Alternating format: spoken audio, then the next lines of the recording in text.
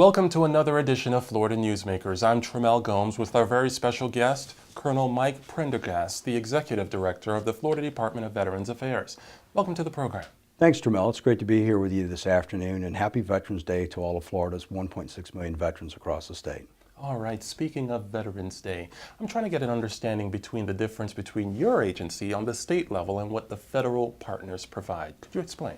Sure. The Federal Department of Veterans Affairs, of course, has nationwide responsibilities, and they get the lion's share of the budget authority to provide health care, benefits delivery, and also they run all of our federal VA cemeteries across the country. Everything that we do at the Department of Veterans Affairs complements the things that the federal government provides. But we're that first point of entree, along with our colleagues across the county veteran service offices in the state of Florida and some of those other veteran service organizations, to help our veterans get access to those earned services and benefits that they've accrued thanks to their faithful service to our country.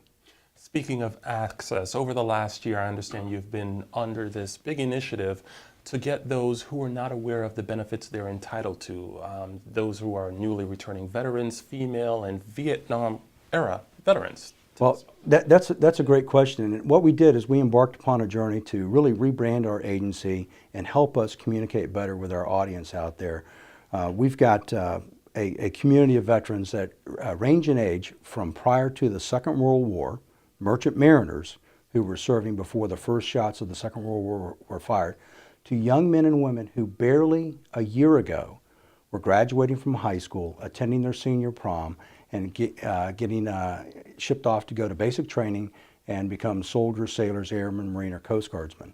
And what we've been able to do is take some initiatives and create a smartphone app, create an enhanced website, and be able to actually, for the first time in our agency's history, produce some public service announcements that we can go out and spread throughout our community of veterans here in Florida so that they can become more aware of all those benefits that are out there open to them or their family members or their survivors in the cases of some of those veterans who didn't return home from war. I know a benefit that you are hoping to get and locked in pretty soon is to offer in-state tuition to all veterans statewide, and this is something you want to see done next session. Yes, it's our number one legislative priority for the department this year, and we would really like to see it get done. We worked on it last year, but unfortunately we didn't get it into the Senate and House chambers to be voted upon. But we've got great bipartisan support. In fact, one of the first bills filed in both chambers was the student veterans coming back to the state of Florida using post 9/11 GI Bill benefits to be eligible for in-state tuition. And we think it's got a great chance of passing this year, and we've got a lot of support from the veteran service organizations all throughout the state as well, including our collegiate veterans, of course, who are very much wanting to see that get passed so they can use that benefit. Governor Rick Scott recently signed a proclamation to hire a Veteran Month, which happens to be now here in November. It sure is. Why is it important to hire a veteran? What are the benefits? Well, the nation has already invested tremendous time and treasure in training our veterans and using them during their time in service. They come back with a great set of skills. They're very disciplined. They're highly motivated.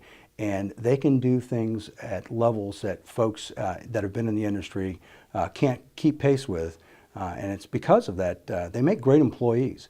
And they're willing to work, they're willing to learn new processes and procedures, and they know how to have an impact on the bottom line in the public sector as well as the private sector, of course. Just this past spring, we worked and had the folks from the Dollar General Corporation come down, and in conjunction with employer support for the Guard and Reserve and our Adjutant General from the Florida National Guard, we hosted an event called Paychecks for Patriots, a one-day event where 500 of our veterans in the state of Florida found employment on the spot that very day or within a few days thereafter.